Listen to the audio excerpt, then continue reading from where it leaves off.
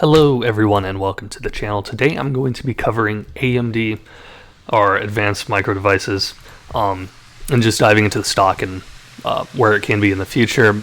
We're just going to do a quick outline of it. What are some of the financials, PE for PE, how does the charts look, and I'm also going to be covering it from a way that, you've never seen it before, so maybe some of the stuff seems basic, but just, doing a basic outline of it, but also diving into some of the deeper stuff. Is this a company that can perform like Nvidia has, right? Everyone's always wondering what's the next Nvidia, and there will be companies that are like Nvidia, right?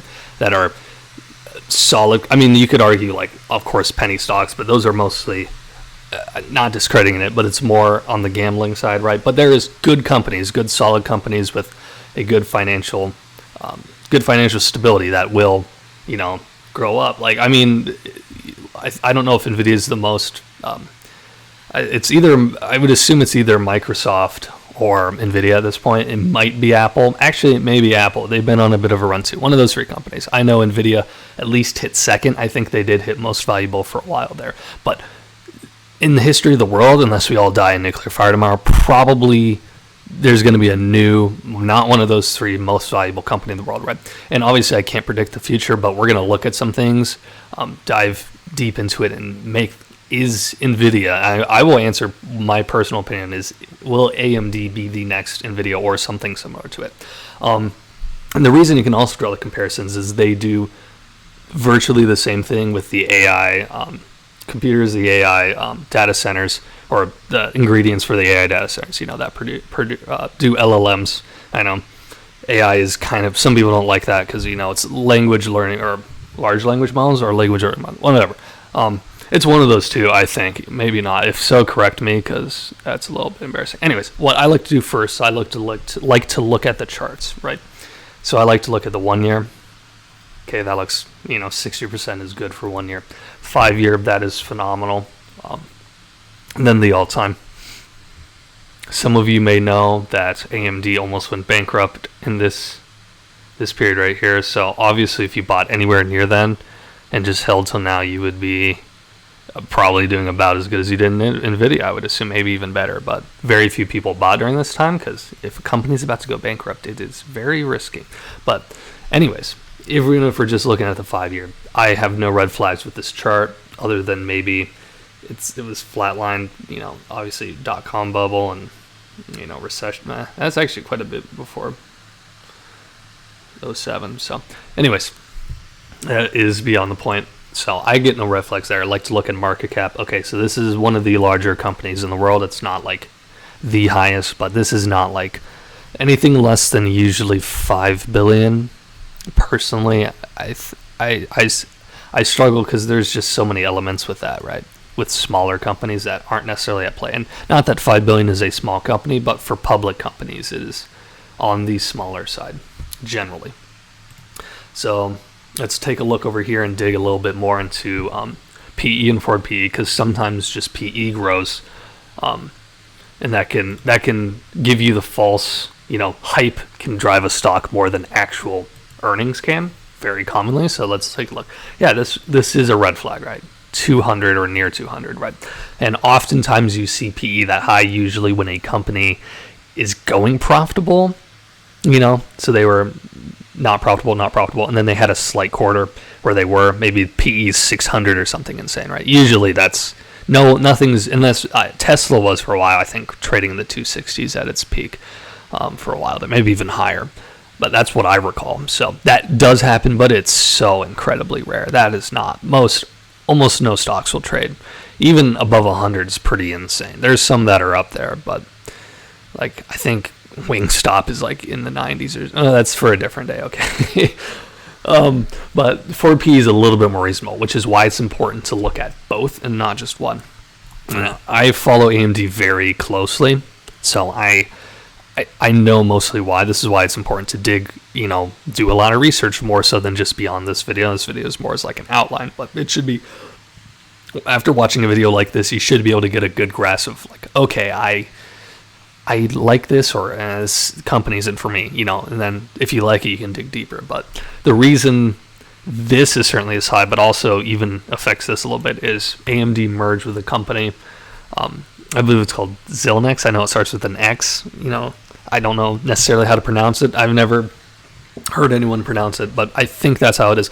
And a lot of that is, they took on some debt from, I think they bought them. I don't know if I said merger, but they did merge, but I'm pretty sure it was mostly a stock buyout. And they are taking some of that debt and basically using it as a write-off, but they're saying, hey, we're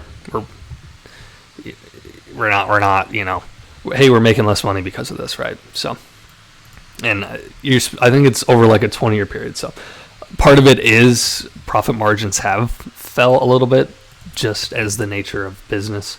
I don't think we're not going to dive too much in the financial statements year over year, but they had a huge spike, unsurprisingly. Here, give me that 5-year chart.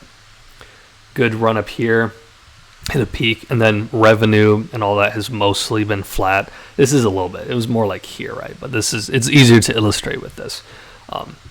And then obviously most companies went down, but certainly the chip industry, you can see this in the same thing in TSM chart. Almost every semiconductor, right? That, there's a similar pattern on Qualcomm. There's a similar pattern on ASML. Intel, no, because Intel's its own beast, and Nvidia is also its own beast. But even you see a little bit of Nvidia did retrace a bit, and then they've run up much more than AMD has. I think, right? At least from this period over the last 2 years, I am nearly certain on that. So yeah, I mean, a little bit of a red flag here. This isn't like, oh yeah, this is at 20 PE, but the bottom can fall at any time, and if the business is good enough, you can look past it. But yeah, no, I mean, this is a bit more concerning, right? So this is something you have to understand that, okay, if they have a couple bad earnings, right, like it will fall, right? I mean, you can say that bad enough, but like generally stocks closer to 10 PE, assuming they aren't losing or not hitting their estimates, usually they're probably projected to go stagnant for a while anyways, right? So if AMD's like, hey, we're going to be stagnant the next 3 years, right? Which I doubt they would say. But if they did say that, this thing's probably going to fall, and probably going to fall substantially. So that is a risk you have to weigh. That is something you have to plug, into it. So we've been talking a lot about it, but let's read from Charles Schwab what it says AMD does. Operates as a semiconductor company worldwide. Okay, that's shocking. Operates through data center, client, gaming, and embedded segments. Embedded is mostly the Zilnex merger. So this is the big one, right? This is, I mean, these matter. All these matter. This is the one. And if you look, I encourage you to look at the earnings statements. I will do a deep dive in the future. We're not going to do that today.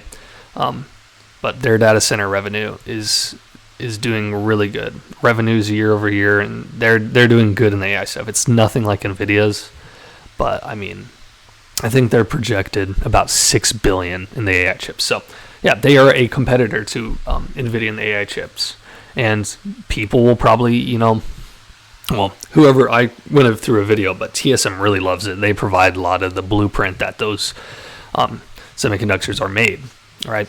The higher level stuff. I don't understand it at a super high level, so that's why I'm not getting super specific, right? But TSM loves it because they don't have to give all of it to one person, so they can, if Nvidia ever became like 90, that's extreme. Let's say 80%. They actually are near 80% with it, but let's just say AMD stopped doing it for the most part. Who's TSM going to sell to, right? So TSM strategically loves AMD being in the race as well. But that's a bit of a side note. We don't need to get super deep in the weeds there. So, yeah. So some of the good things is they do AI stuff. They're one of the players. They haven't hit a home run with it yet. So if you think they're going to hit a home run like Nvidia does, like this will be a stock you do well in. It just will. Schwab does not like it for the short term. They hate it. We're going to dive into stuff, what other people think in a little bit. But yeah, they're not a fan. This is also the 1 year performance, so they think it's overvalued. Actually, they've thought it's overvalued for every year that I've held it, and I've held it for 3 years now. So, which actually it was a little bit more. That's about right. It's a little bit more, but anyways, over 3 years now. Well, anyways, so they do that sort of thing. There's compared to what Nvidia's revenue does. Where do they have it? They have it here. Well, there's some more revenue stuff, but usually, yeah, 23. This is about what Nvidia does in 1 quarter. 23 billion. So Nvidia is 4 times larger. But if you think they can get even half as good at Nvidia, this will more. So that would be if they're going to do about 6 billion in revenue, right? I'm estimating. Look at their charts. Don't just take my word for it. But 17. Yeah, so they would be doing about 70 billion. So assuming profit margin was decent, this company would probably triple, right? If they had half of as good as what Nvidia does, and the market doesn't grow at all. And the CEO of AMD has been very clear that AI is their number 1 priority. So if you feel like you've missed the ship on Nvidia, this would be an option. Now, do I think this will be the next Nvidia? And by that I mean a company that's just going to shoot up 300%, going to be the new, market cap leader or close to it. That high extreme, I personally don't. I think they'll be a very good company. I love AMD. I've been holding it for years. If it dropped to levels, I would pour a lot more into it. But I don't necessarily it's going to be the next Nvidia. And if I did, sit here and peddle that and say, oh yeah, you're going to make so much money in this, I could not do that genuinely. I rarely could do that ever, right? I love this company, but I'm not going to sit here and say, oh yeah, this is the next Nvidia, guys. So my answer to that question is no. However, if you feel like you've missed the train in Nvidia and you want to take a gamble on one, that could be. This might be one. So let's look at some other stuff. They think it's a buy. This is their MS or ESG score, whatever you think of that. We're not going to dive into that today. Let's take a look at what some of the analysts think.